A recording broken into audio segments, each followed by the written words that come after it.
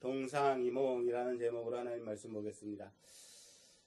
우리는 지난 시간에 그 야곱이 형님 에서와 이제 화해하고, 그리고 정작 가야 할 베델로 가지 않고 목축하기 아주 좋은 어디에 머물렀어요?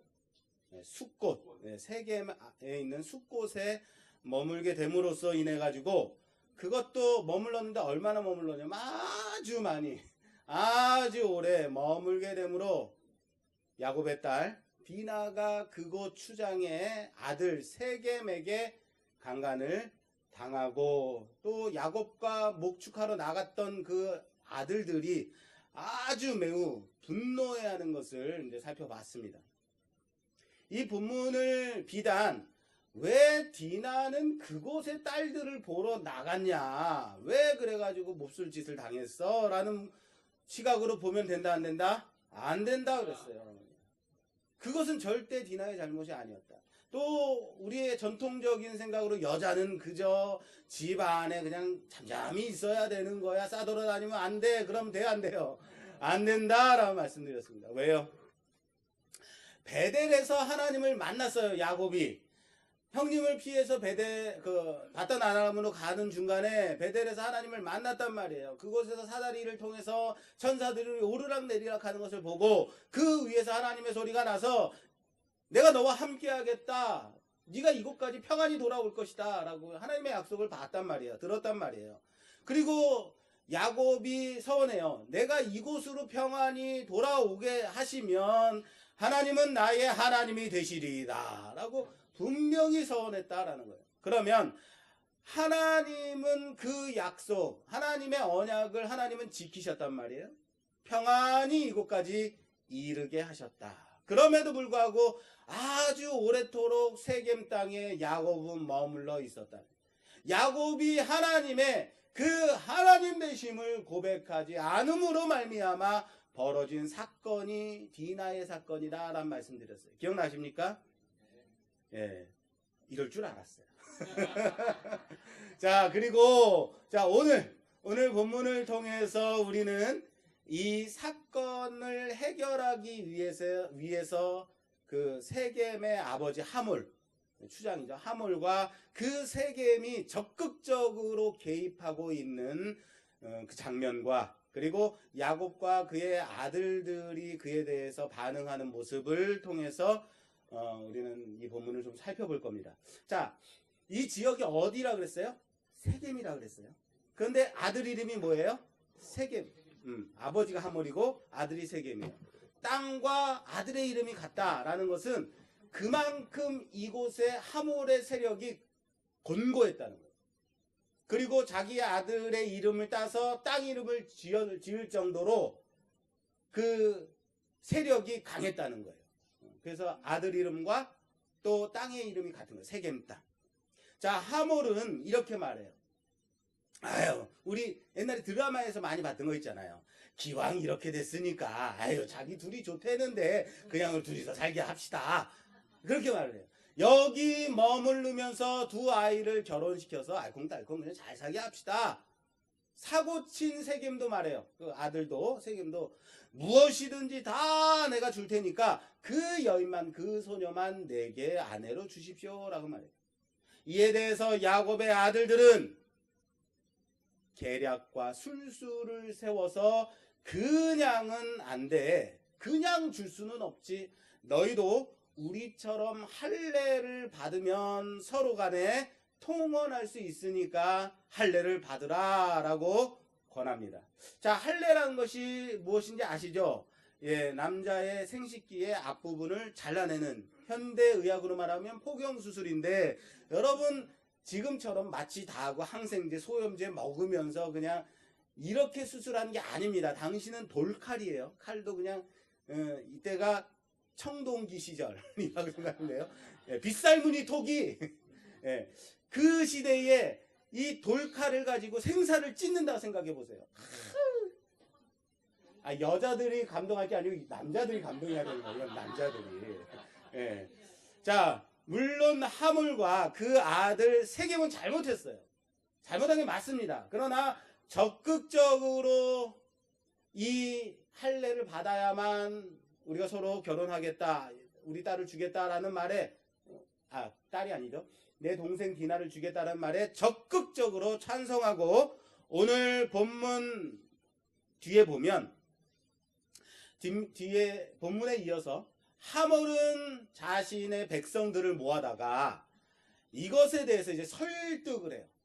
자, 다 모아놔서 이 사람들, 이 야곱과 이 형제들이 가지고 있는 재산이 아주 많다. 모두 다 우리 할례를 받자. 그러면은 이들의 재산이 우리의 재산이 되고 우리 같은 민족이 되는 거야. 한 민족이 되는 거야. 좋지 않겠어? 라고 말해요. 그러나 할례를 받고 난 후에 어떻게 돼요? 3일이 되는 날에 야곱의 아들, 특히 레위와 시므온이 그곳으로 급습해서 그곳의 남자들을 모두 다 사육해요. 모두 다 죽여버려요. 그리고 나머지 형제들은 어떡합니까? 나머지 형제들은 그 땅으로 들어가서 모든 재물을 노력하게 됩니다. 이게 34장 내용입니다. 자, 이 사건을 단순히 욕을 당한, 능욕을 당한 여동생 디나에 대한 이 분노 때문에 벌어진 복수극으로 봐야 되는가? 이 복수는 당연한 것인가? 그리고 야곱의 아들들이 복수하는 장면으로, 그러니까 그럴 수도 있지라고 봐야 되는가?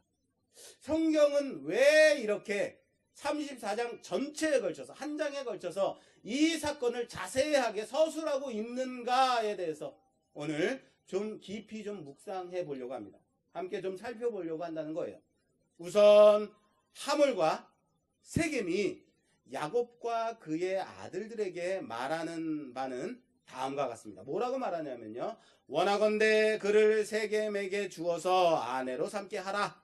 땅이 너희 앞에 있으니 여기 머물러 매매하며 여기서 기업을 얻으라. 나로 너희에게 은혜를 입게 하라. 아내가 되게 하라. 너희가 내게 말한 모든 것에 대해서 내가 다 주리라. 물론 이제 성경적 용어니까 하라 율법 같은데, 그렇게 말했는지 정확하게는 알 수는 없습니다만, 어쨌든 세겜도 이렇게 말해요. 우리 서로 통혼하고 거주하되 땅이 있으니까 머물러 매매하고 기업을 얻으라 라고 말하고 있어요.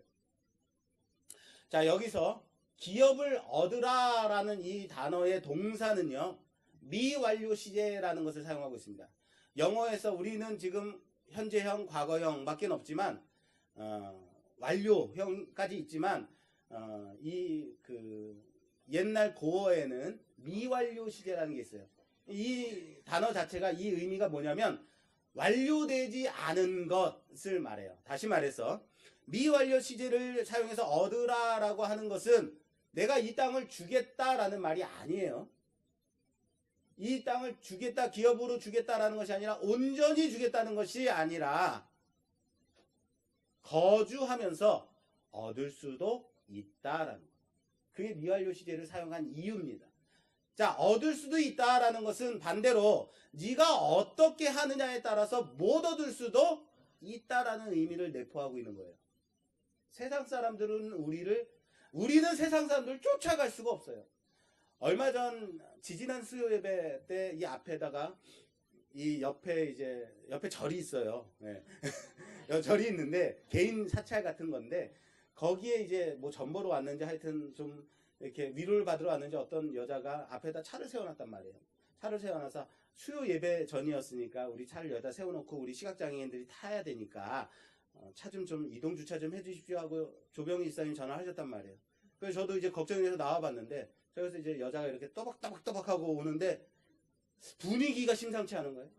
저를 보더니 막 째려보고, 죄송합니다, 여기 시각장애인 교회라서요, 좀 앞에 우리 시각장애인 타기에 좀 편하게 여기 좀 양해 좀 부탁드립니다 라고 말했는데, 갑자기 내가 뭐라고 했는데 그렇게 땡땡대고 뭘 그렇게 전화질이, 별의별, 정말 내가 목사가 아니면요 진짜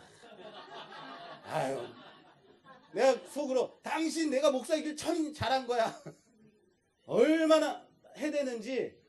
여러분, 제가 이래봬도 성격이 대단합니다. 제가 남한테 지지 않고요. 제 20대 때는 저희 집사람하고 결혼한 지 얼마 안 됐을 때는요. 그냥 어깨만 누가 부딪혀도 상관이 없었어요. 그냥 어딜 부딪히고 가. 아주 못됐었어요.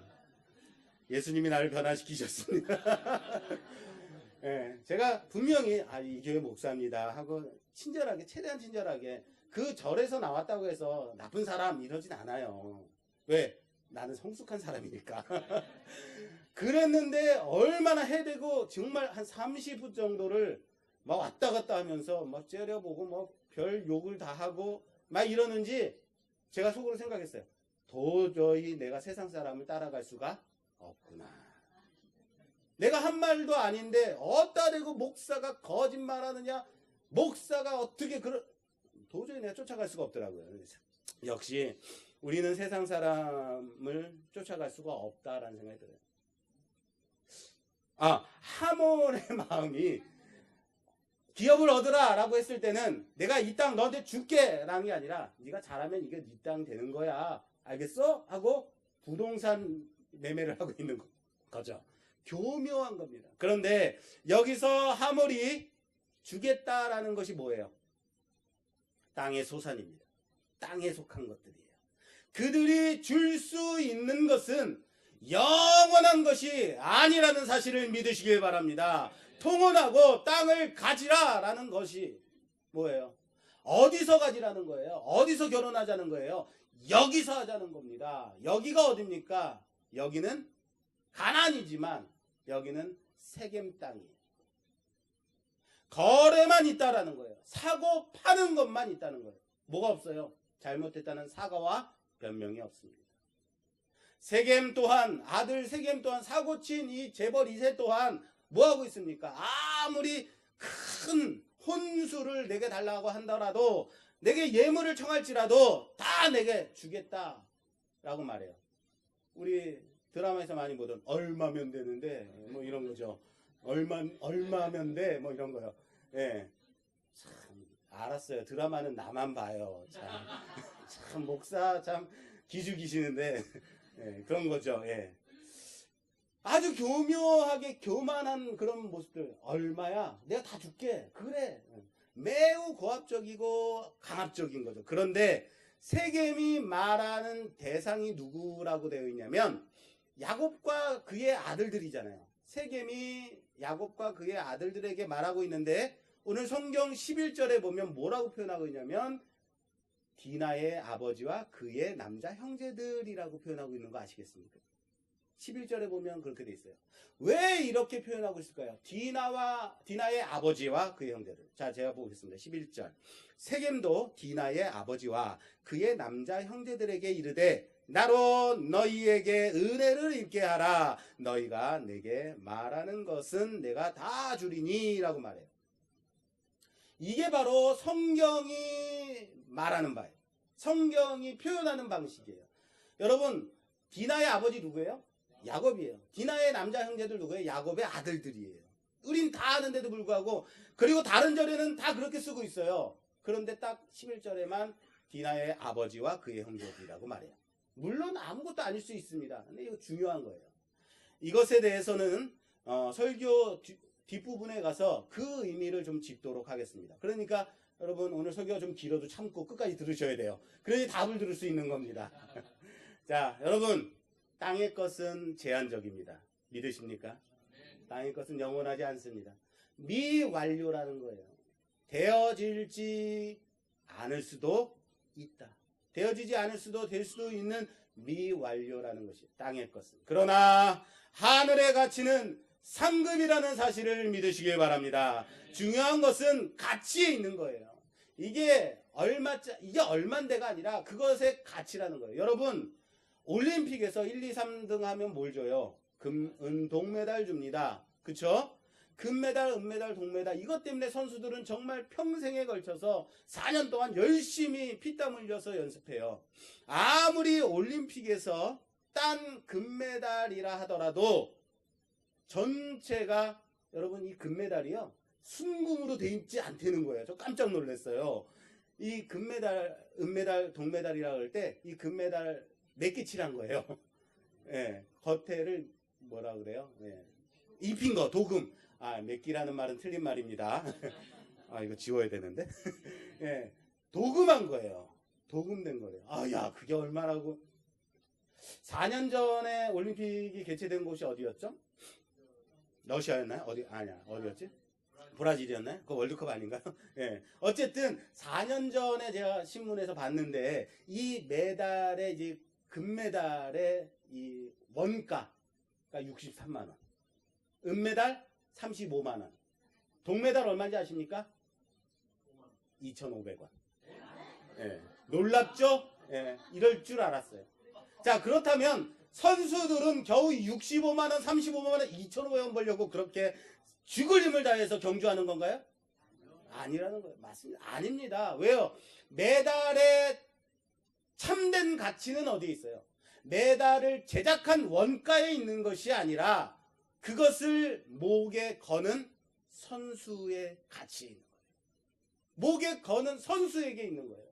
그렇습니다. 아무리 하물과 세겜이 이 땅의 모든 것을 다 주겠다고 약속한다 하더라도 이곳은 정착하며 머무를 땅이 아니라는 거예요.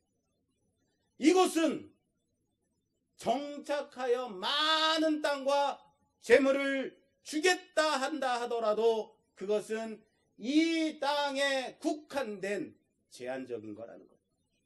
잠시 잠깐의 것일 뿐이라는 건 우리는 잘 알고 있습니다. 이들 하몰과 세겜의 속셈은 어떤 속셈이었을까요? 물론 세겜은 정말로 사랑했던 것 같아요. 진심이 있었던 것 같습니다. 적어도 아버지 하몰의 속셈은 다음과 같습니다. 오늘 본문 뒤에 20절 이하에 이렇게 되어 있습니다. 제가 봉독하겠습니다. 하몰과 그의 아들 세겜이 그들의 성읍 문에 이르러 그들의 성읍 사람들에게 말하여 이르되 이 사람들은 우리와 친목하고 이 땅은 넓고 그들을 용납할 만하니 그들이 여기서 거주하며 매매하게 하고 우리가 그들의 딸들을 아내로 데려오고 우리 딸들도 그들에게 주자. 여기서 중요합니다. 그러나 우리 중에 모든 남자가 그들이 할례를 받음 같이 할례를 받아야 그 사람들이 우리와 함께 거주하여 한 민족이 되기를 허락할 것이라. 그러면 그들의 가축과 재산과 그들의 모든 짐승이 우리의 소유가 되지 않겠느냐. 이렇게 말해요. 그러면 그들이 우리와 함께 거주하리라 라고 말해요. 무슨 말인지 아시겠어요?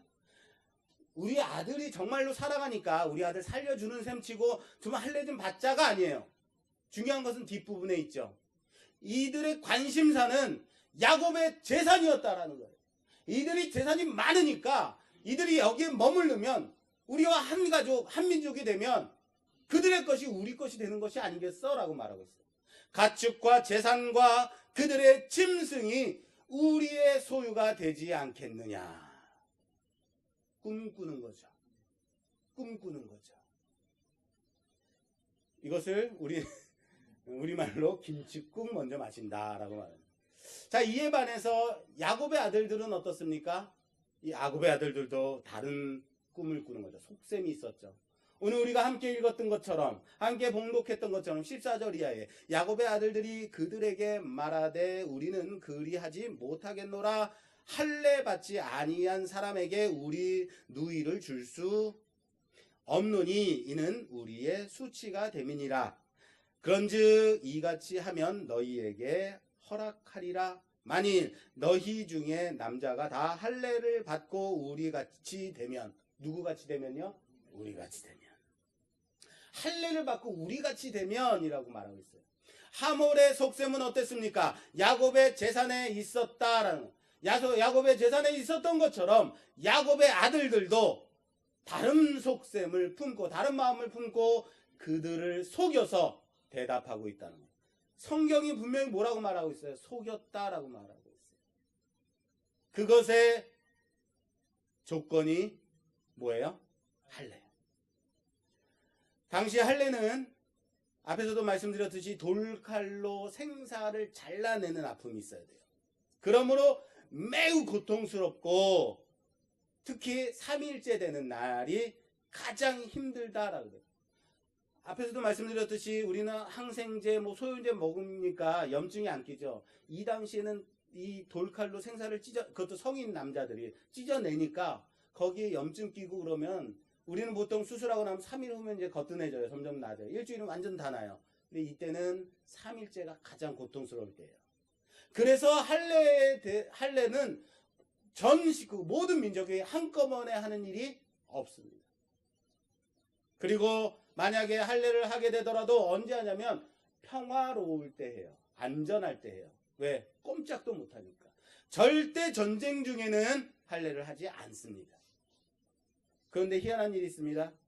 이 상식을 깨는 때가 성경에 또 한 군데 있어요. 언제냐면 여호수아 5장 2절 말씀. 그때의 여호와께서 여호수아에게 이르시되 너는 부싯돌로 칼을 만들어 이스라엘 자손들에게 다시 할례를 행하라 라고 말해요. 이때가 언제냐면 이스라엘이 요단을 건너서 가나안 땅으로 들어왔을 때 상황이에요.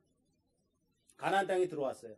이 땅에는 가나안 사람들, 가나안 족속들, 6대 족속들이 가나안 땅에 많이 살고 그곳을 점령하고 있을 때 가나안 땅에 들어오자마자 하나님께서 여호수아에게 말씀하시는 거예요. 할례를 행하라. 상식적으로 볼 때 이 땅에는 누가 있다고요? 적군들이 가득할 때, 원수들이 가득 충만해 있을 때 이들은 하나님의 말씀에 순종하여서 뭘 해요? 할례를 행합니다. 만약에 그들이 할례를 행하고 있을 때, 할례를 행했을 때 적군들이 쳐들어오면 어떻게 돼요? 완전히 섬멸되는 거예요. 끝장나는 겁니다. 할례를 만약에 해야만 했다면 어디서 해야 돼요? 가나안 땅에 들어오기 전에 해야 되는 것이 맞습니다. 그러나 눈앞에 적들을 바로 코앞에 두고 이스라엘 백성들은, 여호수아는 이스라엘 백성들에게 할례를 행합니다. 도대체 할례가 무엇이기에? 할례를 왜 지금 해야만 하는가? 할례는 단지 의식의 문제가 아니라는 것을 아시기 바랍니다. 할례에는 여기에는 고백이 있기 때문에 그래요. 뭐가 있다고요? 고백이 있습니다. 오늘 본문도 할례를 행한 세겜 사람들에게 시므온과 레위 두 사람이 들어가서 모든 남자들 살육했다, 죽였다라고 말하고 있어요. 세겜 사람들은 별 저항도 없이 앉아서 눈 뜨고 그냥 당하고 마는 상황이 돼버린 거예요. 할례가 너무 고통스러웠기 때문에 꼼짝도 못하고 당할 정도로 할례가 무서운 거죠. 그럼에도 불구하고 오늘 34장 25절이 이렇게 돼 있어요. 제3일에 아직 그들이 아파할 때, 이게 가슴이 막 아파요. 아파할 때 야곱의 두 아들 디나의 오라버니 시므온과 레위가 각기 칼을 가지고 가서 몰래 그 성읍을 기습하여 그 모든 남자를 죽이고 라고 말해요. 둘이 가서 그 남자들을 다 죽일 정도로 남자에게는 치명적인 의식이 할례인 거예요.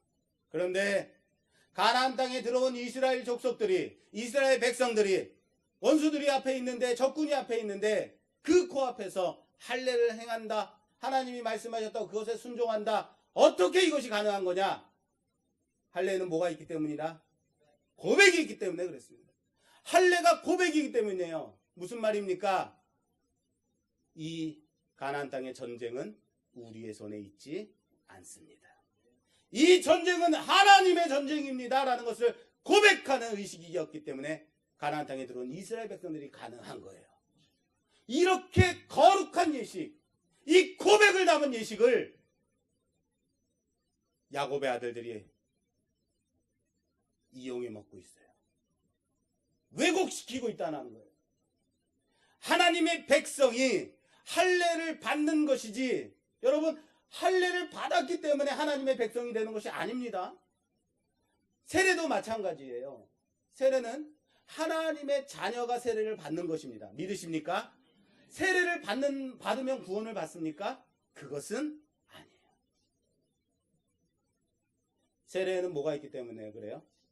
마찬가지입니다. 고백이 있는 겁니다. 나는 죽었고 예수님으로 인하여서 다시 살았습니다. 할렐루야.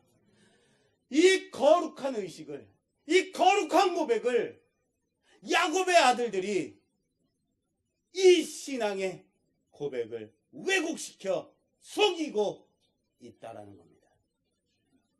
하나님의 택함을 받은 백성이 자신의 마음대로 이 고백을 도용하고 있다는 거예요.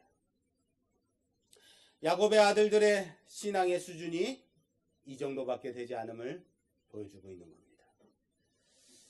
그들은 이만큼밖에 되지 않는 자들이었다라는 거죠. 그들이 사륙하고 난 후에 세겜 땅에서 어떤 일이 벌어졌는지 아십니까? 뒤에 보면요, 28절에 이렇게 되어 있습니다. 그들이 양과 소와 나귀와 그 성읍에 있는 것과 그들이 있는 것과 그들의 모든 재물을 빼앗으며 그들의 자녀와 그들의 아내들을 사로잡고, 죽이지 않았습니다. 사로잡고 집 속의 물건을 다 노력한지라. 야곱의 아들 시므온과 레위는 들어가서 죽였습니다. 그럼 다른 형제들은 형님들 그러시면 안 되죠. 어떻게 그렇게 속이면 됩니까? 이러지 않았다는 거예요. 다른 형제들은 뭘 했다고요? 야곱의 다른 아들들은 가서 노력했다라는 거예요. 야곱의 아들들이 그 디나가 당한 수치 때문에, 그 욕을 당했기 때문에 이런 어마어마한 일을 행했다? 그렇게 말하는 것 같지만 실제로는 야곱의 아들들은 뭘 하고 있는 거예요? 노략질하고 있습니다. 그들이 노략질하고 있다라고 매우 세밀하게 표현하고 있는 거예요. 완전하게 싹쓸이했다라는 거예요. 양, 소, 나귀, 성읍에 있는 것, 들에 있는 것, 집 속에 있는 모든 물건, 자녀, 아내 사로잡다. 남김없이 싹쓸이했다. 노략질했다. 무슨 말입니까? 이것이 야곱의 아들들이 세겜 사람들을 복수하기 위해서 한 행위가 아니다라는 거예요. 복수하러 들어갔는데 다 죽었어요. 봤더니 재물이 많네? 야, 재물 가져가자. 어차피 뭐 쓸 사람도 없잖아 하고 약탈한 것이 아니라 이미 처음부터 하나도 남김없이 노략질할 것을 계획하고 들어갔다라는 것을 보여주는 구절입니다. 왜 우리는 형식에 매여서 할례를 해야 되는가? 세례를 받아야 되는가? 고백을 해야 되는가? 그런 생각을 할 수도 있습니다. 여러분, 그 땅콩은 겉에 뭐가 있어요? 예. 땅콩은 껍질을 까서 먹는 건데 그 겉에는 딱딱한 껍데기가 있어요. 맞아요. 껍데기 말하는 것이 맞는 것 같네요. 껍데기가 있어요. 껍데기가 속에 열매를 감싸 안고 있어야 속에서 땅콩 열매가 잘 자랄 수 있는 거죠. 신앙도 그렇습니다. 예배와 그 예배의 형식을 통해서 자라게 된다라는 사실을 믿으시길 바랍니다. 왜 형식주의로 가야 되느냐라고 따지지 마십시오. 질문하지 마십시오. 아니요. 예배의 자리와 형식을 통해서 그 안에 믿음이 자랄 수 있기 때문에 그렇습니다. 야곱의 아들들은 그 신앙의 거룩한 고백을, 그 의식을 통해서 거룩과 고백으로 나아가지 않았다라는 거예요. 거룩을 통해서, 그 형식을 통해서 어디로 갔어요? 그것을 통해서 배운 것이 거룩이 아니라 타성과 교묘한 술수와 계략, 이것만 배웠다라는 거예요. 마치 자기 아버지 야곱의 옛 모습처럼 말입니다. 사랑하는 여러분, 오늘 설교 제목이 뭡니까? 뭐예요? 동상이몽이죠? 맞습니다. 오늘 설교 제목은 동상이몽입니다. 무슨 뜻이에요? 같은 현상에 대해서 다른 꿈을 꾼다라는 의미 아니겠습니까? 할례를 행하는 것에 대해서 세겜 사람들은 야곱의 재산을 바라보는 꿈을 꿨겠죠. 우리가 할례만 행하면 저 재산이 다 우리 것이 되는 것이야. 그러나 야곱의 아들들은 디나에 대한 뭘 가지고 있어요? 복수를 꿈꿨겠죠. 맞나요? 맞나요? 아니에요. 재물에 있어서는 둘 다 같은 꿈을 꾸고 있었다라는 거예요. 오늘 동상이몽 아닙니다. 동상일몽, 동상동몽입니다. 무슨 말인지 아시겠어요? 하나님의 선택받은 자나 세상에 있는 자의 차이가 재물 앞에서는 구별이 없더라라는 거예요. 서로 같은 꿈을 꾸고 같은 것을 바라보고 있는 것을 보여주더라라는 거예요. 서로 재물을 갖겠다고 그렇게 더 이익되는 일을 하겠다고 노략질 하겠다고 동일한 꿈을 꾸고 있더라라는 거예요. 사랑하는 여러분, 재물 앞에서 우리는 연약해질 수밖에 없는 자들입니다. 그러나 재물을 바라보면 세상 사람과 똑같은 꿈을 꾸게 된다고요. 하나님의 나라를 바라보시는 여러분 되시기를 주님의 이름으로 부탁합니다. 자, 오늘 집에 가서 꼭 34장 전체를 꼭 살펴보시길 바래요. 디나가 이렇게 돼 있어요. 디나가 수치를 당하는 것으로 시작해요. 그리고 야곱의 아들들이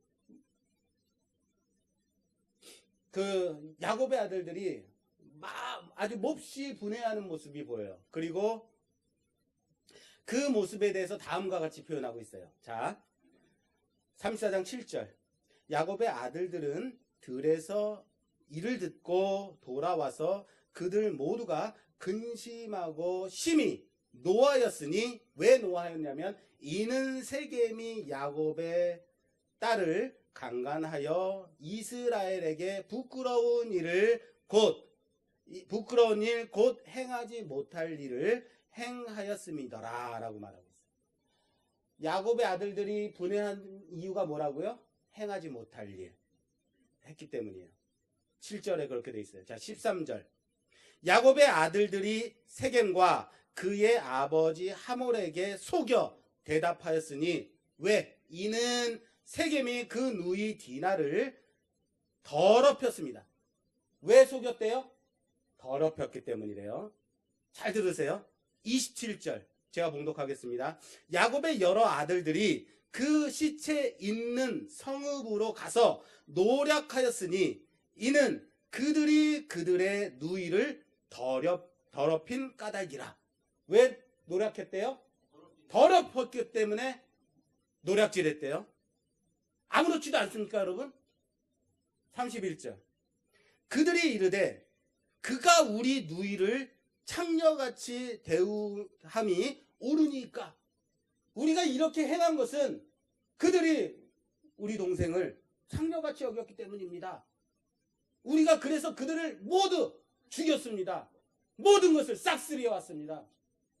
여러분 맞습니까? 여러분 이해가 되세요 이게? 꼭 언제나 뒤에 이유가 있어요.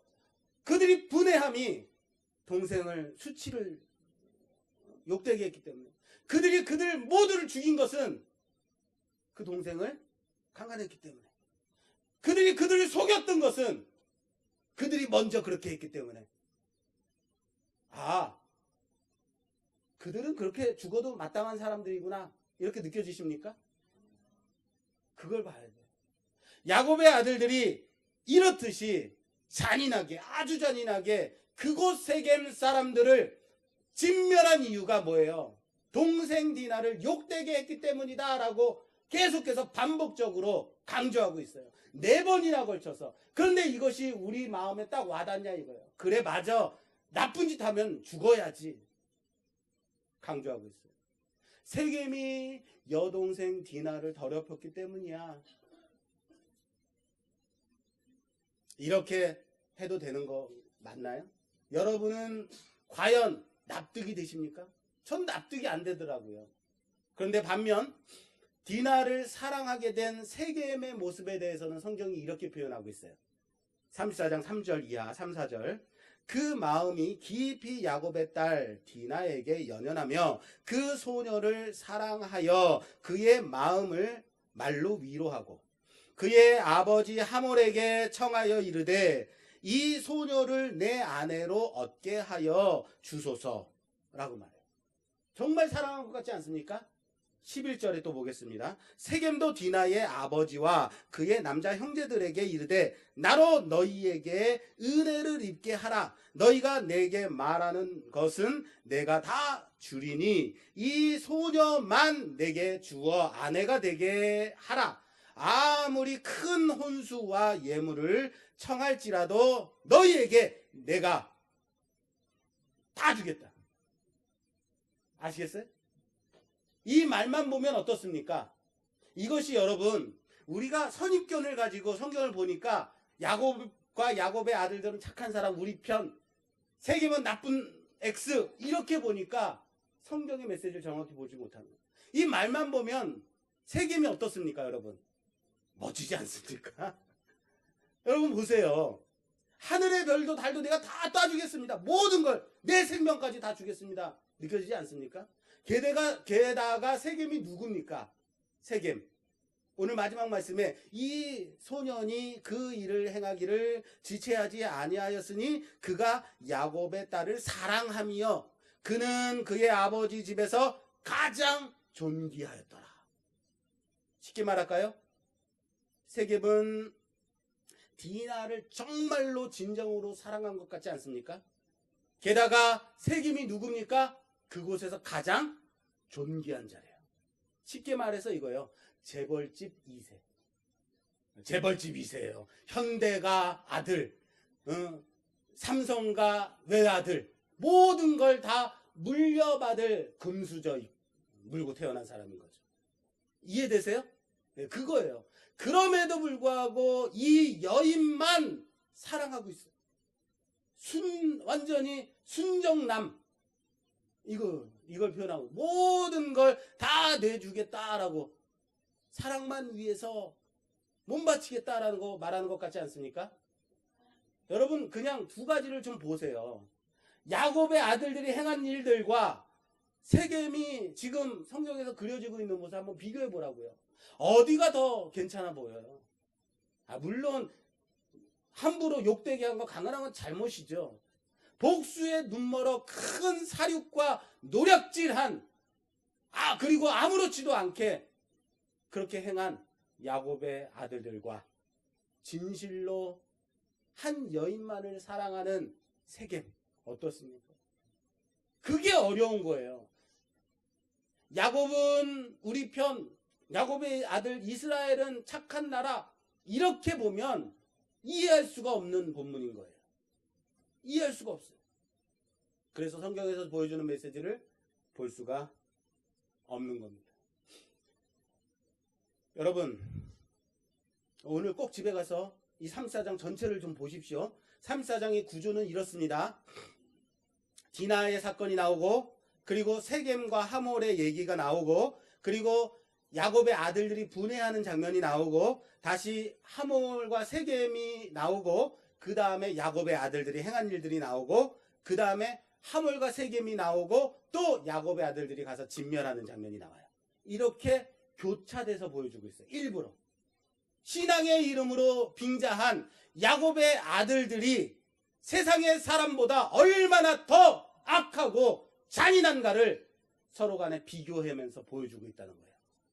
너무 비교되게 보여주고 있다. 그렇게 너희는 택함 받은 족속이다 라고 말하면서 너희는 너희는 세상 사람이야. 너희는 우리와 함께 할 수 없는 자들의 손가락질하면서 그 사람들이 사랑 앞에서 얼마나 더 간절하고 진실한가 보여주고 있는 것 같지 않습니까? 그게 비교되는 거예요. 사랑하는 여러분, 오늘 설교 서두에서 제가 질문을 하나 했습니다. 왜 11절에 야곱과 그의 아들들이라고 말하지 않고 뭐라고 표현했다고요? 디나의 아버지와 그의 남자 형제들이라고 표현했을까? 왜 그랬는지 이해가 되십니까? 디나의 아버지와 그의 남자 형제들이라고 표현할 수밖에 없었던 거예요.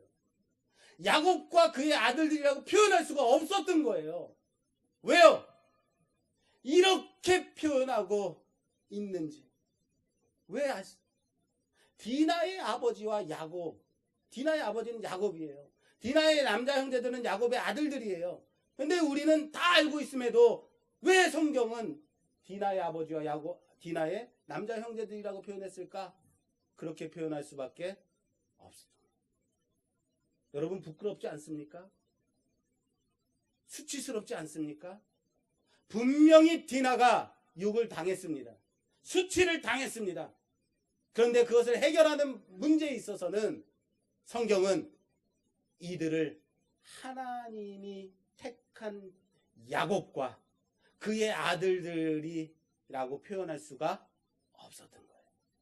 세상 사람보다 더 수치스럽고 욕되었다라는 것을 말하고 있는 거예요.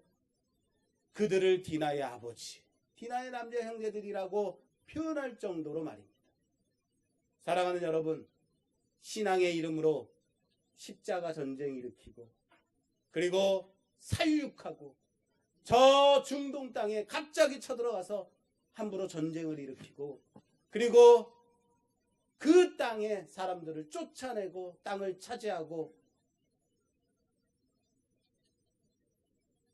새로운 신대륙에 가서 거기에서 자유롭게 살고 있는 원주민들을 몰아내고 인디언들을 쫓아내고 내쫓고 자신의 것으로 삼고 저 아프리카에 가서 신앙의 이름으로 함부로 잡아다가 노예로 부리고 누가 이런 일들을 한 걸까요?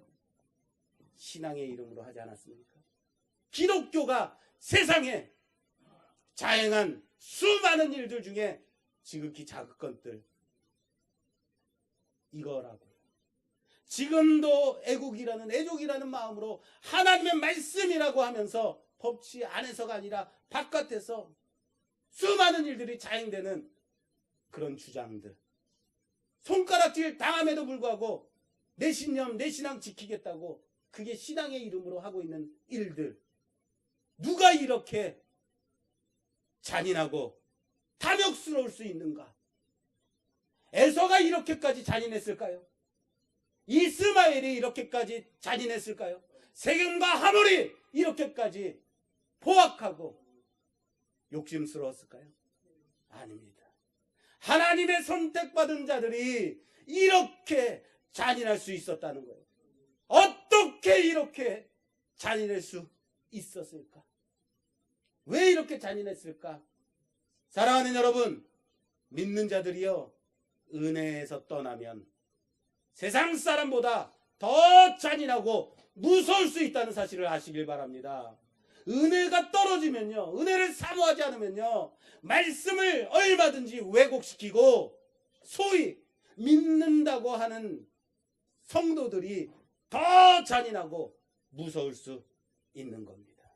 하나님의 말씀을 위장시키고 왜곡시키고 얼마든지 그 거룩이라는 이름으로 신앙을 이용해 먹고 자신들의 사리사욕을 위해서 함부로 이용하고 하나님의 이름을 팔아먹고 무서운 겁니다.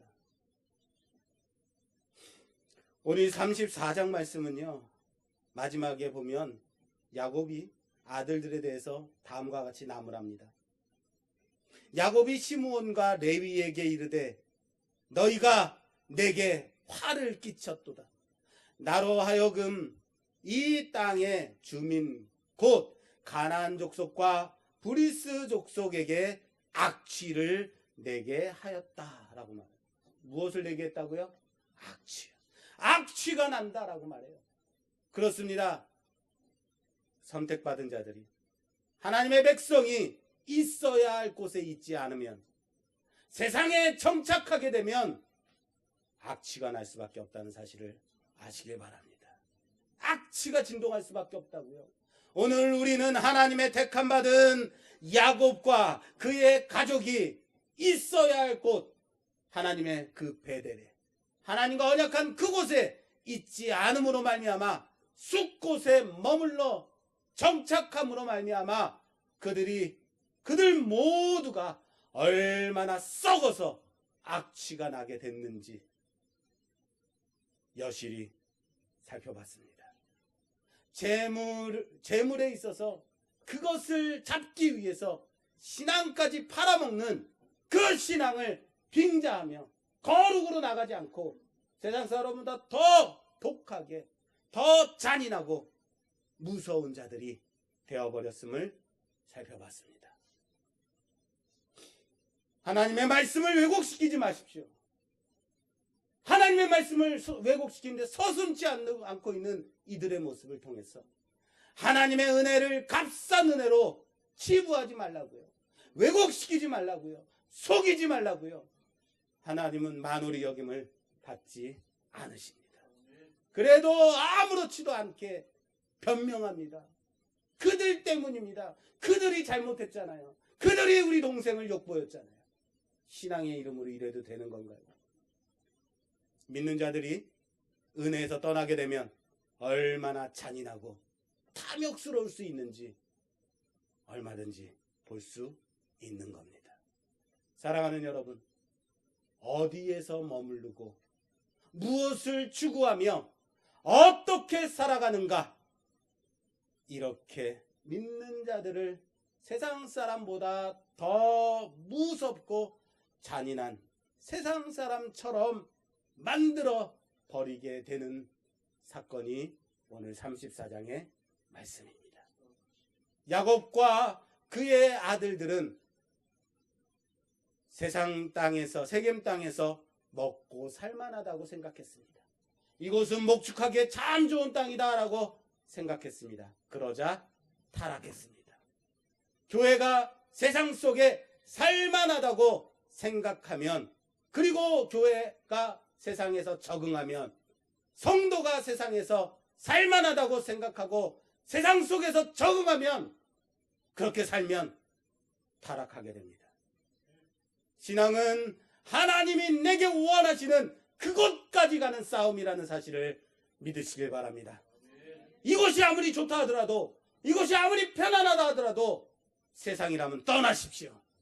하나님이 원하시는 그곳까지 가는 그 싸움하는 여러분 되시기를 주님의 이름으로 축원합니다. 그곳까지 가지 않으면요, 악취가 나게 된다고요. 진동한다고요. 믿는 자들이요, 하나님의 부르심을 받은, 택함 받은 백성들이요, 선택을 입은 자들이요, 세상과 똑같은 꿈 꾸지 마십시오. 하나님이 주시는 거룩한 꿈을 꾸며 나아가는 여러분 되시기를 주님의 이름으로 축원합니다. 주님의 이름으로 축원합니다. 마지막으로 하몰이 교묘하게 야곱의 아들들에게 하는 말을 다시 한번 읽으며 깊이 묵상하며 오늘 말씀을 마무리 짓겠습니다. 오늘 말씀 10절입니다. 너희가 우리와 함께 거주하되 땅이 너희 앞에 있으니 여기 머물러 매매하며 여기서 기업을 얻으라. 여기에 반응하실 겁니까? 여기에 정착하실 겁니까? 여기서 살만하다고 계실 겁니까? 깊이 묵상하는 여러분 되시기를 주님의 이름으로 축원합니다. 세상 사람과 똑같은 꿈을 꾸며 세상 사람보다 똑같은 계략과 술수로 얼마나 더 잔인해질 수 있는가. 믿는 자들이, 택함 받은 자들이, 거룩한 백성이 그 거룩을 떠나면 얼마든지 하나님을 이용하고 하나님의 이름을 팔아먹고 얼마나 더 잔인해지며 악취가 진동하게 되는지 살펴봤습니다. 어쩌면 세상 사람들이 더 진실하고 세상 사람이 더 툭툭 털어버리고 세상 사람이 더 그렇게 진솔하게 사는지 모르겠습니다. 우리 믿는 자들이 하나님 앞에서 거룩하여지고 하나님의 은혜를 사모하며 그 은혜를 갈급해하며 살아가는 우리가 되게 하옵소서. 그 은혜를 사모하지 아니하고 말씀을 왜곡시키며 떠날 때에 얼마나 잔인해질 수 있는가. 다시 한번 되짚으며 하나님의 은혜를 구하는 자, 하나님의 말씀을 붙드는 자, 하나님의 말씀 가운데 거하는 자, 하나님 원하시는 그곳까지 가는 자 되게 하여 주시옵소서. 우리 주 한번 주여 기도하겠습니다. 주여. 그렇습니다. 하나님, 세상과 똑같은 꿈을 꾸며 세상과 똑같이 살아갈 때 믿는 자들이 얼마나 더 악취가 나는지를 봤습니다. 신앙의 이름을 빙자하여 하나님을 팔아먹고 그렇게 하나님의 영광을 가리며 살아가는 우리들을 용서하여 주시옵소서. 믿는 자들이 거룩히 나가지 못했을 때에, 믿는 자들이 말씀 붙잡지 못했을 때에 세상 사람보다 얼마나 더 잔인해질 수 있는지, 하나님의 말씀 가운데 거하는 자, 하나님의 은혜를 사모하는 자, 그 은혜 붙잡는 자들 되게 하여 주시옵소서. 세상과 구별된 자로 하나님이 원하시는 그것까지 가는 싸움하는 자들 되게 하여 주시옵소서. 예수님 이름으로 기도드립니다. 아멘.